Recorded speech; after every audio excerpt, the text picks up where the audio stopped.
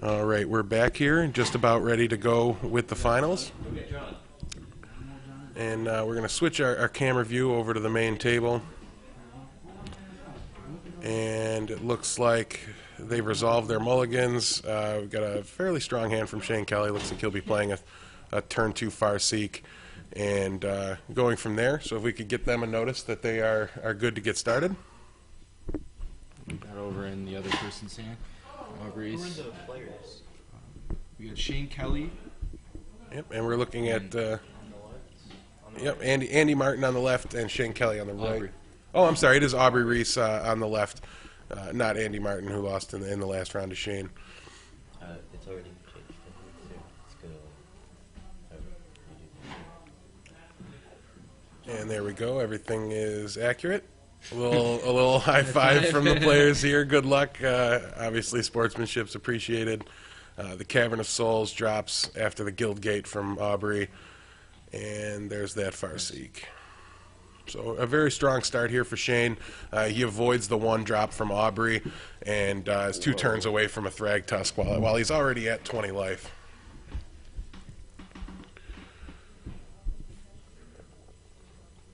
I can't make out his hand. Do you think we're going to see 2 1-drops or a Knight of Infamy?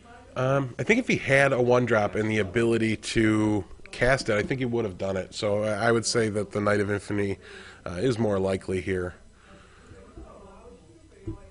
Do we know any of his lands? We don't. I think I saw a basic swamp in his hand. It's really the way Aubrey's holding his cards at the moment. Near impossible to see. Pitch him on So who's going to win this one, Vince? I'm going to give it to Shane right now. It seems like he's already up in the card advantage on the... I'm sorry. They're already playing. You guys gotta go? Yeah. I've been He does have the Thragtusk in hand as well. All right, so it looks like... I'm going to turn things over to John. My wife's listening to us, and I gotta. So John's stepping back in here for Vince to finish covering this finals with me, and good call by Vince here as the Knight of Infamy hits the table. Shane now on 4 mana, draws a Temple Garden. I think we're going to see Shockland go. Looks like that was the play indeed. And we're going to see at least 3 damage here from Aubrey as the Knight of Infamy is going to turn sideways. I post the link and all that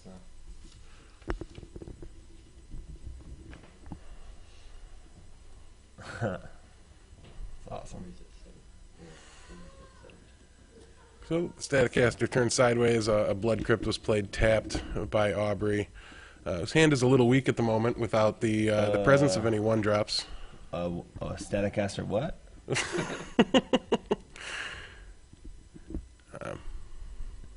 All right, so there's the Thragtusk. Takes Shane back up to 22. I mean, did I miss something? Did Aubrey keep a really slow hand here? Yeah, he started with a turn 1 Guild Gate, turn 2 Knight of Infamy, and I'm assuming he must have a lot of burn in hand. But gets the Thragtusk off the board before the Restoration Angels can do too much damage. See if he offers the Knight of Infamy up for a trade.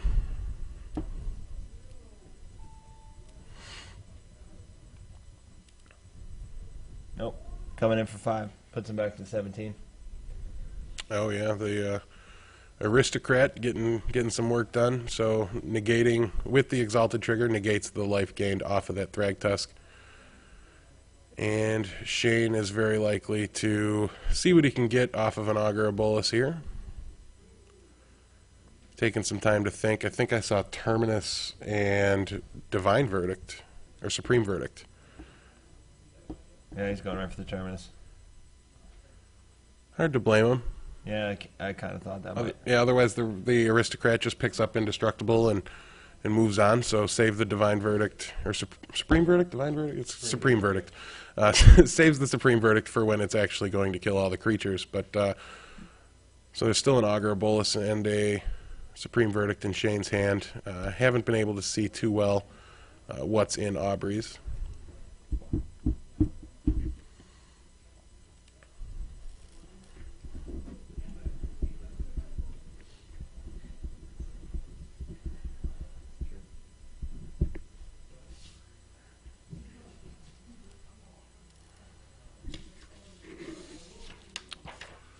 And another Thragtusk in hand for Shane after another aristocrat from Aubrey here. So I think we're going to see the Supreme Verdict here, yeah, just to make sure that he doesn't actually give Indestructible to the Falcon Wrath aristocrat. Now Shane's able to lay down the Augur of Bolus, dig for some extra cards, and Shane continues to be in a very strong position.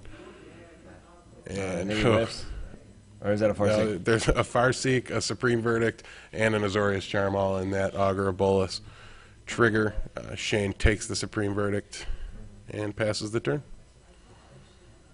So we got a life total update here. It'll be 20 for Aubrey Reese and 13 for Shane Kelly.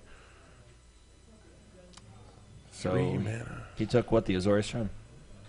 He took the Supreme Verdict, and Aubrey plays very possibly the best card against Supreme Verdict that he could have. Is it not Supreme? Yeah, he's got a second one. Oh, I see. Okay. Yep. So Thragtusk, Supreme Verdict, and that Glacial Fortress, I believe, are the cards in Shane's hand at the moment.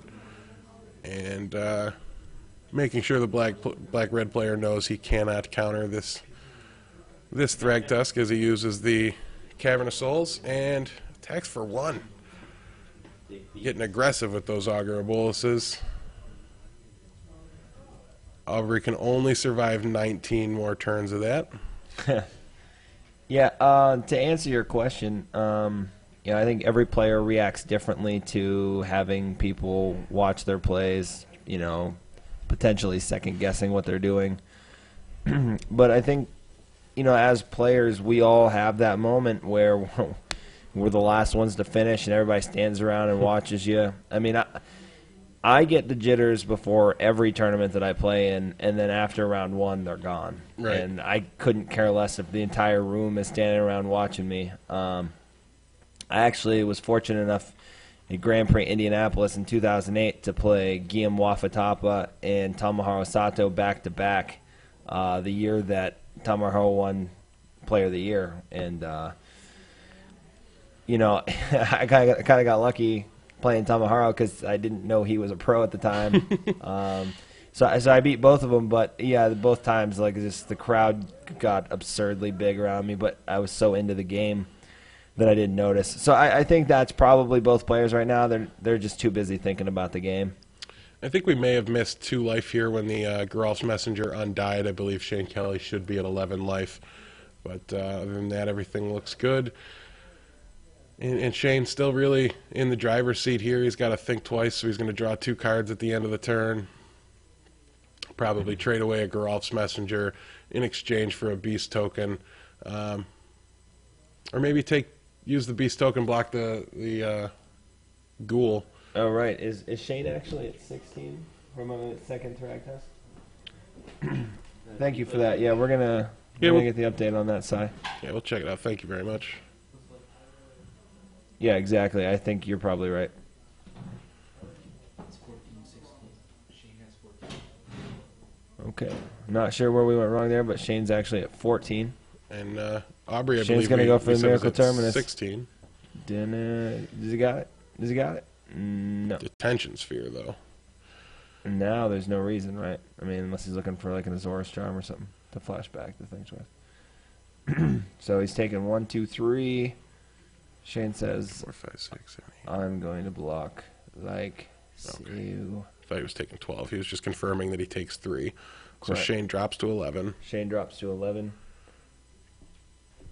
And he'll take 2 more. And so he'll end up at 9 now. Yep. I think, that was smart by Shane. Good blocks. To be expected. Yeah, as we mentioned earlier, Shane is very much a slave to the math of the game. Yeah. He really relies on studying the numbers, knowing what his percentages are to draw certain cards. So when he casts a Think Twice on his opponent's Declare Attack step, it's usually a pretty calculated move. Digging for, as John said, the Terminus. But we'll see another Augur of Bolus here. Looking for some card advantage for Shane, who's going to pick up a Sphinx's Revelation. We've seen that card a couple of times today. I hear it does some things. Yeah, it's all right. Gains a couple life, draws a couple cards, no big deal. Very curious where Shane goes with the rest of his turn here. Personally, I think I would just lay the Tameo, which it looks like that's what he's going to do. Yep. Probably tap Messenger. Then have a blocker to eat up the 2/2. I mean, but he's at 9. I don't know, like some cards that Aubrey could really, keep the pressure on with here. See, Aubrey was contemplating taking 2 from his Blood Crypt that appears to have remained tapped over there, and I'm sure he'll... I'm thinking that's what Tameo must have tapped down, because okay, yeah. Tapped, he didn't say anything. Yeah, that's true. So Shane playing the numbers, worried about the Thundermaw Hellkite off the top of the deck. Still wouldn't be lethal. Yeah, I don't think that. Well, I mean, it protects the Tameo, I guess is his thought. He's not thinking of it from his own life being at 9. He's thinking of it from, well, Tameo in play is going to hold back more damage over the long run. So Shane making a chump block, taking 2 damage, falling to 7 life, and getting a very crucial untap with a Sphinx Revelation in hand. If Aubrey commits another creature to the board, I think we're very likely to see... So what are we looking at here, Jim? What just happened? Because Shane Kelly's not at 9. He dropped to 7, and I think he he was got put pillared? to 5 with the Pillar of Flame. All right, so we got Shane at 5. We'll have somebody go check that life total real fast to make sure that's what happened. I didn't see, obviously the Tameo didn't adjust, but at the moment we see 16 to 5, and Yeah, I mean, still, even though this Bant deck gets down to 5 and less life, it still seems to sit in pretty good shape with I don't with a know. Sphinx Revelation in hand. Shane, if he's Thundermaw Hellkite away from dying right here, like he's got the Sphinx Revelation, but he's got to kind of decide what he's doing right here. Like, so he's going to blow everything up, and I'm guessing he's just going to hold back the Sphinx Revelation in case lethal damage comes at him. Yeah, use it as a prevent death move, even though it would only draw 2, gain 2. Not really the best that card's ever been. Aubrey sees a Searing Spear, so now another Pillar of Flame and a Searing Spear end this game in Aubrey's favor. So I mean, I guess if Aubrey plays this right and he pillars him, and Shane doesn't react to it, goes to 3, and then Aubrey holds the rest to be instant speed, he can play it in response to the Sphinx and kill him. Yeah, he can. Let's see if he's got the fortuitousness, because I have a feeling Shane's casting that at end of turn. Personally, I know I would be responding to the Pillar of Flame if I'm Shane, but it doesn't look as though there's going to be a Pillar of Flame from Aubrey here. I think he needs to do it. I don't think he has one. Oh, I thought you said he had it. I thought you had said he's seen it in his hand. Sorry. Oh, no, yeah, he threw the one at his face last turn, and I'm not sure that one's there now. Double Searing Spear, though. Well, why has he got them both revealed? What's just happening here? Well, they're instants, so he was able to get them out there.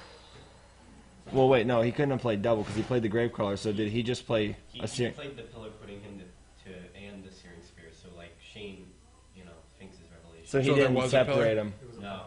Oh my God! Come on, Yeah, Aubrey. I'm like, oh my God. Yeah, that's exactly what I'm talking about. So if he plays the pillar and then he waits, he's got him. He does. So the Shane life not in a Shane great only spot, though. Shane only gained what, 1 on that though? Two. Yeah, All right. he- So Shane's at 2 life then. Looks like he drew double land, though.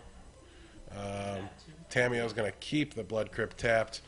He's obviously very worried about the Thundermaw Hellkite, and we're going to see... He's got to have an answer to the Gravecrawler if he's not going to tap it. He's going to Detention Sphere the Gravecrawler, I do believe. Not sure where the Detention Sphere came flying in from, but I can assure you it was in his hand before. And, this is a position where a Tameo Ultimate doesn't look that good, does it?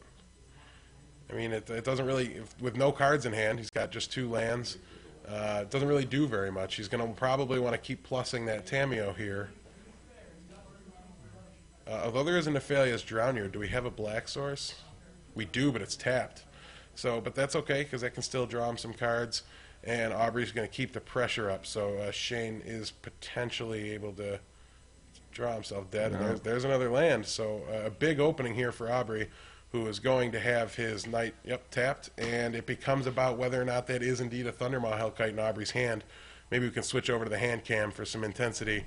It's there. He's probably just going to slam it. That's there it goes. game. Aubrey Reese. So, the mistake doesn't cost him. And Aubrey takes game one. A pretty big win. You know, there. I just want to mention something. Not as a negative, but you see Shane Kelly had a lot of land there, and you could tell by his reaction. Yeah, and he was unhappy that he had all that land. But every match we've watched him play, he's won off the back of having a heck of a lot of land. So I mean, that's what the deck's trying to do. So I don't know if he's actually upset that he just had too much land, or but that was absolutely big, coming up with the game one win for Aubrey. Yeah, it was definitely clutch. He does. Shane was the top seed, so he was on the play.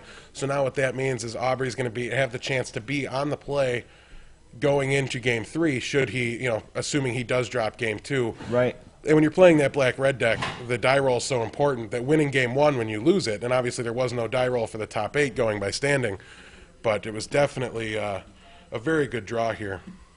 And we're going to mute our microphones here to try to prepare a trivia question to give away the last $10 GameCore online gift card. We already have 2 winners so far. Leanna and Edward won, so you guys won't be eligible for the third. And we'll be right back with you while we watch these guys sideboard.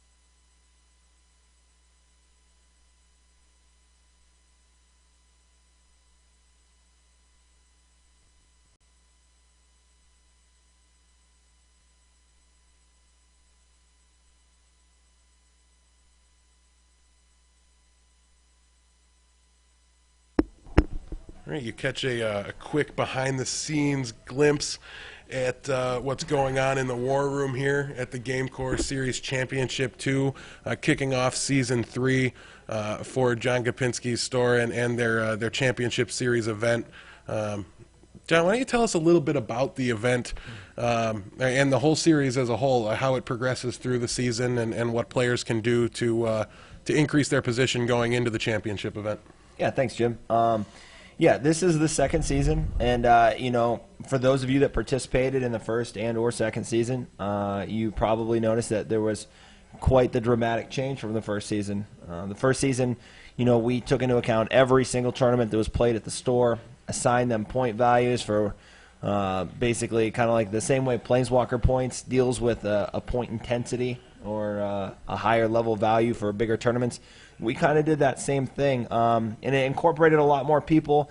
It was a little bit harder to keep track of, and it was more of like a point race, if you will. There was a standings to it at the end, and Leland Bliss came out on top of that with some strong finishes and dedication, which that's what we were looking for by having the system in place. The second season, we didn't want to cause a problem for the out-of-town players. I mean, we have a very strong following with the awesome the awesome guys that come from New York and Ohio, and even sometimes Pittsburgh. And we didn't want them to be at a decided disadvantage where players in Erie would be playing at Friday Night Magic every week and playing on Mondays and Thursdays, and when we have all those other events. So we made it just about the Grand Prix trials and weekly tournaments. Popularity in the series dipped a little bit this season. We're still trying to work out the kinks and figure out why. This season, what we're looking to do is we're just going to have one GameCore series points tournament per month. And they're going to all be big tournaments. We're going to stream every single one of them. January, ultimately, we don't have the set date yet because it's actually a very challenging date. Some of our friend stores have some big events going on.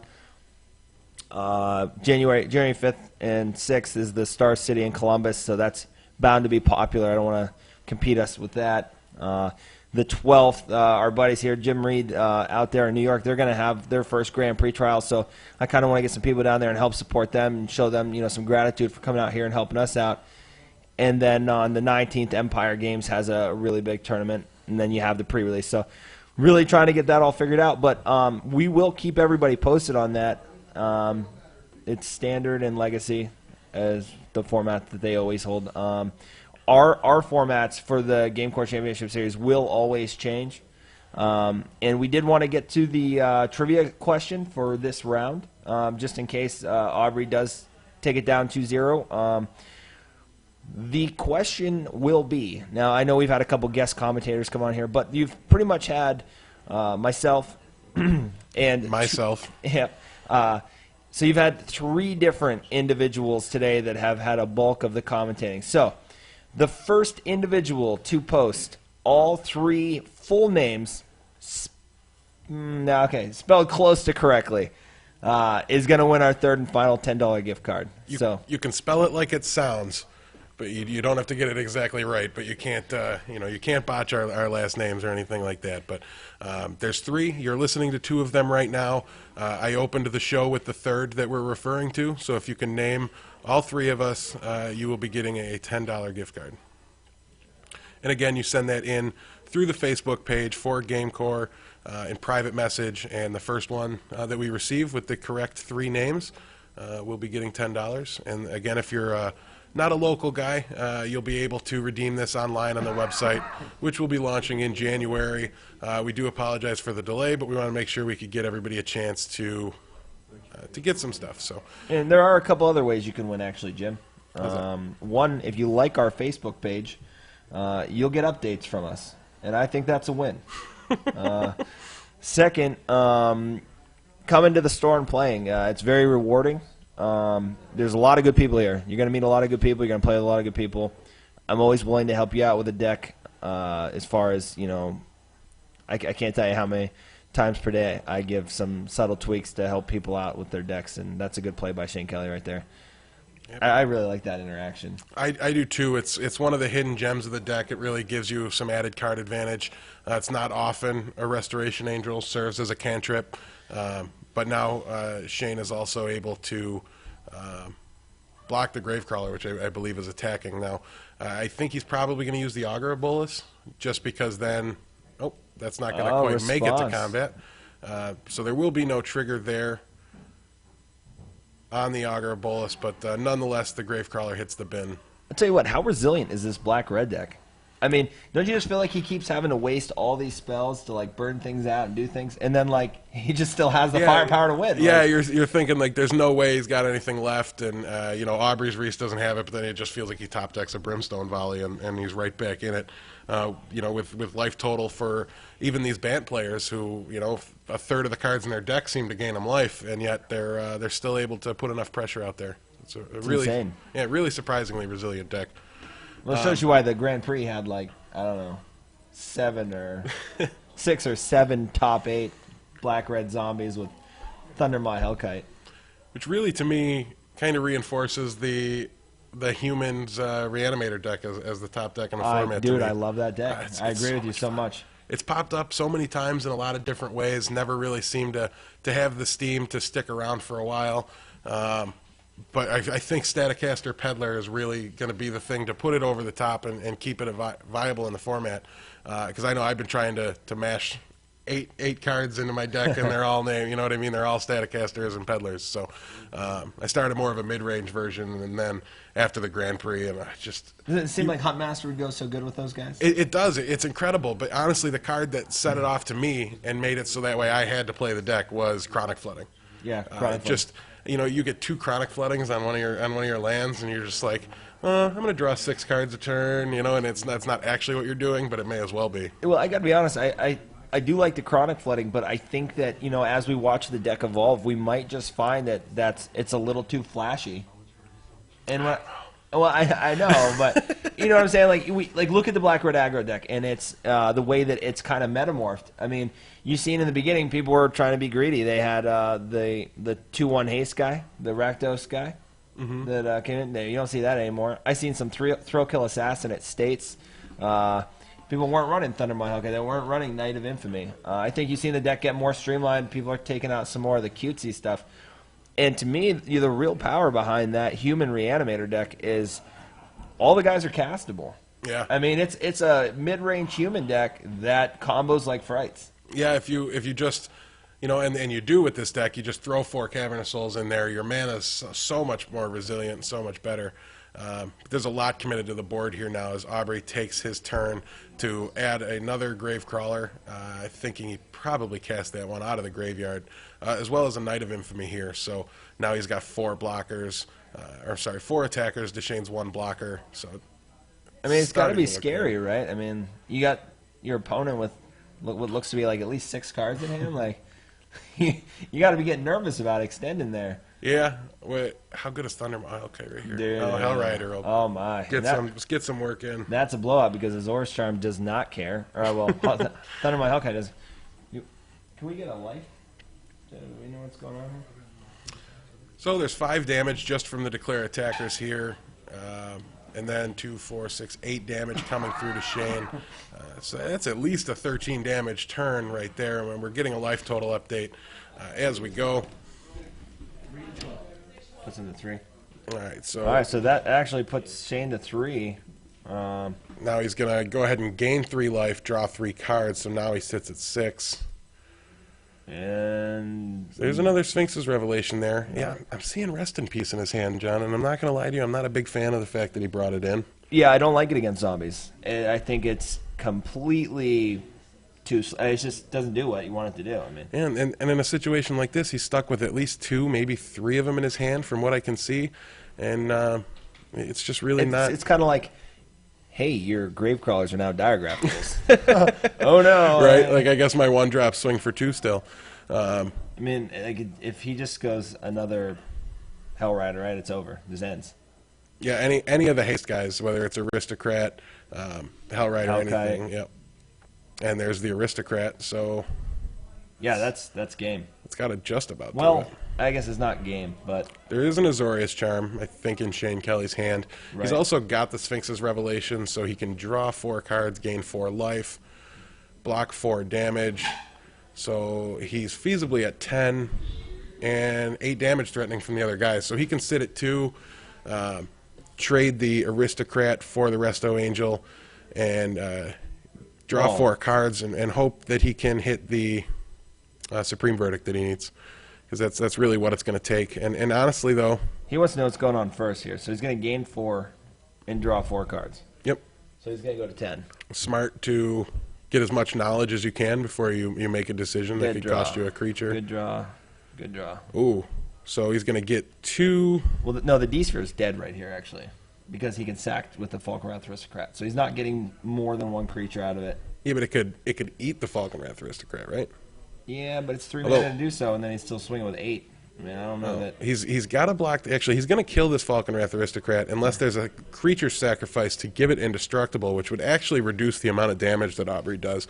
So I'm very curious to see exactly how this turn's going to play out here.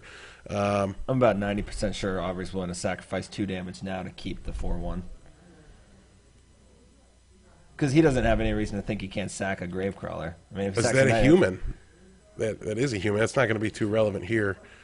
But I believe the knight is a human. Yeah, it definitely is. Wow, what a good game. Because, I mean, as much as it looks like it's over, you know, Shane can play his way out of this with Yeah. the right line of plays. Got to be wishing that Rest in Peace was a more valuable card to him right now. Interesting that Aubrey elected not to sacrifice a Gravecrawler. Yeah, I don't actually understand what the thought process was. I can't imagine that the one... I'm sorry, that No, the there's- 1/1 counter is very relevant. We'll have to see. I mean, how Shane's gonna especially when react he here. could still sacrifice him later to make it relevant if he had to. Yeah. Leland, do we have a winner? Can we check our Facebook for a winner on the? Well, let's make sure life total's updated because he actually still just took 6, so he's at 4. Yep. All right. Okay.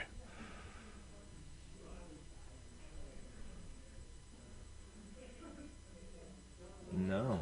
Wait, I'll scroll over that way. Let's see what Shane's gonna do here. It looks like we have no interested parties in collecting this last. Oh wait, no, we have some attempts here. Let's see what You know, Alyssa wrote here. when we were talking about the spelling, Alyssa might get technicality out of this one. Let's go ahead and click on her response. See. no, I think it's your old lady that might be getting technicality out of this one. Oh well, yeah. She butchered your name a little bit, A little but bit. she also missed on the third person completely. But I'm Right. curious what Alyssa said Right. here to. Oh. No. Alyssa's getting double whammied here. I'll tell you what though, she got my name right, so Five to her, five to Jesse. All right. Well, okay. it's- So the field's cleared here. What was it? A terminus? Saying you're giving her the answers. no, it was just a supreme verdict, I believe. Well, we've got a winner now. But All right. I believe a divine verdict in combination with a rest in peace is how we got our board cleared. But congratulations to Scott Kernew, who was able to properly identify myself, James Reed, John Gapinski, Jesse. You're getting me in trouble here. You're supposed to know that one. And Sean Maloney was the third commentator who was with us earlier in the day. So, and a thank you to Sean, who did a great job, a newer player to Magic, and I think he did a really good job of providing a good look into the game from a newer player's perspective. Asked some questions I would have never thought to explain or things like that. So he did a great job, and if you're still listening, Sean, thank you very much. Yeah, well, actually, when deciding to pair the two of you together, my thought was, there could be some new players watching the game. And if all of the questions being bounced between the two of us are, as they are now, Shane's at 9.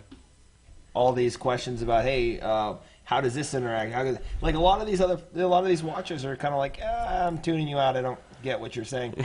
But I think what Sean brought to the table was he brought the questions that you could see somebody that's watching ask. So we're going to see another life gain mode here on Azorius Charm. Really, I think, kind of been the unsung hero for these Bant decks who are trying to fight to just stay alive and keep their heads above water against these black-red aggro decks. So Rest in Peace did do a good job of keeping Aubrey off of his grave crawlers. I really think that the Detention Sphere did just as good a job, but Yeah, I mean, that was a close call for Aubrey, but we knew it was, something that he could potentially work his way up. Now, Aubrey just needs to make sure he doesn't go on tilt here. He's on the play, and he keeps a smart hand. I think he takes this one. I think he can. Aubrey? Yeah. Yeah, he being on the play, I think, is a big that game one win, which I wouldn't have predicted him to get. I think Shane even started that game with a turn 2 Farseek and really put himself way out ahead. But regardless, we're headed into game 3 here. Couldn't ask for a much better match here for the finals as these players try to fight for, they're both getting at least a Commander's Arsenal, and the winner's going to get a foil Jace the Mind Sculptor. I know Shane's probably already got a spot cleared out in his binder for that Jace. If you don't know Shane personally, I have a hint for you. The kid loves foil cards. If it doesn't shine or sparkle, he doesn't want much to do with it. So I'm assuming he's gonna go home with his new shiny card and watch some Twilight. So especially beating up on some vampires here, he's with all of his sparkly cards. I think you think Shane's a Twilight fan? I've heard him talk at lengths about Twilight.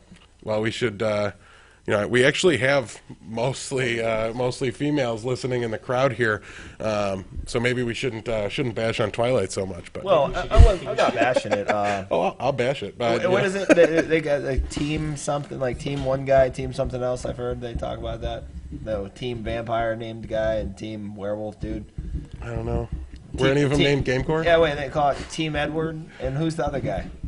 Well, we got our resident Twilight expert over Jacob. here, So- Vince Tundo, scribbling down names. We're gonna get to the bottom of this for you. We're gonna find out before the end of the match if Shane Kelly is Team Jacob or Team Edward. Can we go get some insight there? I'll go get it. So which Twilight team Shane Kelly falls in? I think you should do a Twilight trivia question. Well, Vince Tundo's trying to give away another $10 to our Twilight fans, but unfortunately, Shane on a mall here? I don't think so. No. I haven't seen him count out 7. Is Shane mulliganing or no? Is Shane mulliganing? You were right about the sparkly. He picked he said which one Oh. sparkles. Well, Shane chose whichever team sparkles the brightest as far as which Twilight team he's going to be a part of.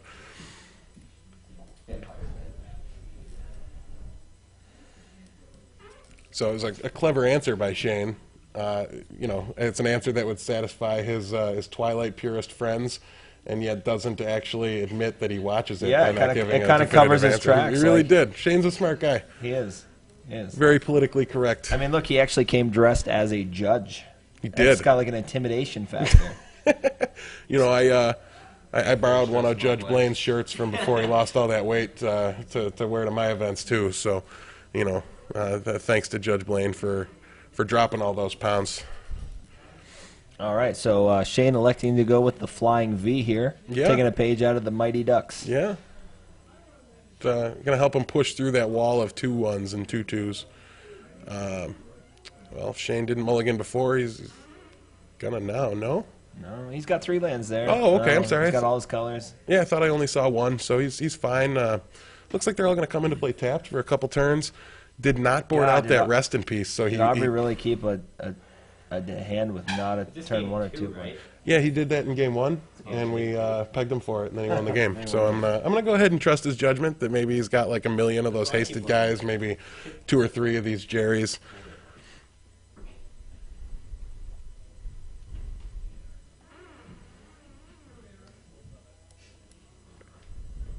So let's see if Shane just takes the opportunity. Yep, drops the rest in peace. Exiles exactly nothing, but he does shut off Undying for the Geralf's Messenger. So rest in peace. While me and John think it's not optimal, it's not dead. It's getting some work done. Well, see what happens here is it's a slow hand by Vince Tundo. I mean, if he would have went turn 1, Aubrey Reese. yeah, I said that. you can check the tape later. If he goes turn 1, Diagraph Ghoul, turn 2, Diagraph Ghoul, Gravecrawler, you know, rest in peace seems pretty bad. It's like you're not Pyroclasm, But yeah, I mean, when your opponent's like, oh, I'll go turn 3, Gravecrawler. but 7 damage here going in towards Shane Kelly, who now falls to 11 as we get the life totals updated. We do catch the Supreme Verdict. Clears the board. The rest in peace means that there won't be an Undying trigger. Did that just really happen? What? So he played Supreme Verdict, and he didn't sacrifice the Messenger to make the Aristocrat indestructible. Well, that really did happen, John, and there's not really much of an excuse for it. And But his opponent's at 11, and this is the finals. yeah, I Aubrey's just- not going to be too happy with himself when he no, he's goes not. back and watches this. But Realizing it. I think he was trying to undie the Messenger, though. My pick was the Aristocrat. Oh, well. Well, he has another one. Yep. Well, so he just lays another it doesn't Geralf's matter Messenger, drops Shane down to 9, and then leads off with a Gravecrawler after that. So he's still got some pressure out there. Hopefully he can push through. Looks like Shane opting not to pay 2 to gain 3 on the overall here, but he's got another Supreme Verdict, so we might just be seeing that get played. But just imagine right now, Shane would be at 5, and now saving that, Shane would be getting hit again to 1. Yeah, he'd get hit to 1, and so he'd be dead to every burn spell. I don't want to be the pessimist, and I think Well- Aubrey's going to start to feel it now, too. I think that cost him the game. I think it definitely cost him the game, and it deserves to cost him the game. In all honesty, it's a pretty big mistake. It's one of the main reasons that this deck's good against these Bant decks. But now at one, that should be lethal right there. that would be lethal, and he still might be okay though, because there's really, with all those Supreme Verdicts gone, I'm not sure what Shane can do about this 5/5 flyer, other than he's going to gain some life. The Thragtusk that he's going to play will kind of time walk the combat step in a manner of speaking, but really it doesn't it doesn't help him too much. All right, I Shane did it goes once up to before. 9. Thundermaw Hellkite off the top. Just another aristocrat. Can't see that twice. I think he drew another land. I'm still optimistic that he drew the aristocrat. I don't know. To me, I just I know Shane better than I know Aubrey, so I would tend to normally lean towards hoping Shane can pull this out. But I don't know about you, John. I'm sick of Thragtusk. I like when Thragtusk loses now. I mean, ultimately, I like to root for Shane typically, except right here. Aubrey Reese is a really good guy, and I know it's going to really pain him to see what he did to himself here. So It does appear that he already knows what he did. But I also think the Diregraph Ghoul's officially in chump block mode here, as he's just going to have to kind of try to keep going with these flyers. I think that's a misplay by Shane right there. Oh, he put a Terminus in his hand, and a Rock's Faithmender is going to go to the bottom, thankfully, for Aubrey. Well, Thundermaw Hellkite for the win right here. Off the top. And it actually, I don't think gets him there. Well, Shane. That's 10. Can't block. 10 in the air. Yeah. Oh, yeah, because it'll tap. The new one coming into play will tap the Restoration Angel, and then that would indeed get him there. Looks like a land, though. He could have. He had it. Now he's flooding out. Game 3. Yep. Sphinx's Revelation still in hand for Shane, so every turn that Shane gets to play a land just nets him a life, a card, everything, as Shane throws his Restoration Angel under the bus. It's in exile, even though it looks like it's physically in the bin. Shane's deck won't interact with that at all. I mean, I'm pretty sure that the discrepancy between first place and second place has grown since I created the prize structure for this tournament. So, whereas Jace the Mind Sculptor, I think it was 300 when we started it. I think it's at like 350 now. And the the Commander Arsenals were brand new. They were going for about $200. I believe they're down to about 150 now. So there's like a $200 misplay right there. It was, yeah. And it wasn't a hard one. It was an obvious one. It was, yeah. It will not sit well with him. I don't know Aubrey well, but I know he's competitive in the same way that I am, where he really, he doesn't mind when he loses, but he hates when he punts the game and costs it for himself. It becomes very difficult for me myself. I don't mind losing, but when I punt and lose on almost lose on purpose, I do get very down on myself. So hopefully he's able to keep it together, keep himself in top deck mode here. Though I'm not really sure. Hellkite, Aristocrat, I think would have to be the draws. Yeah. Yeah, I mean, Aubrey's a really good player, and so ultimately what really is hard with swallowing that kind of a mistake is that it's not a mistake. You can't correct that. You can't play test more to prevent that. That's just like a moment thing, how you react to situations. And Shane with just more life gain. Yeah, this game's over. Yeah, that's all there's to it. That's how this deck wins. Yeah, he's going to feasibly, I would think he's just going to swing the team. Yep, and he's going to use the life gain trigger off, the life gain mode off the Azorius Charm. There it is. So just want to get one more plug out there before potentially this ends. Everybody, we will have a full store website in the same manner that you see Channel Fireball and Star City launching on January 2nd. We have an excellent inventory of Magic singles. We will have Magic product gate crash boxes for pre-order. Great deals all over the map. Please check with us January 2nd. That is our go live date.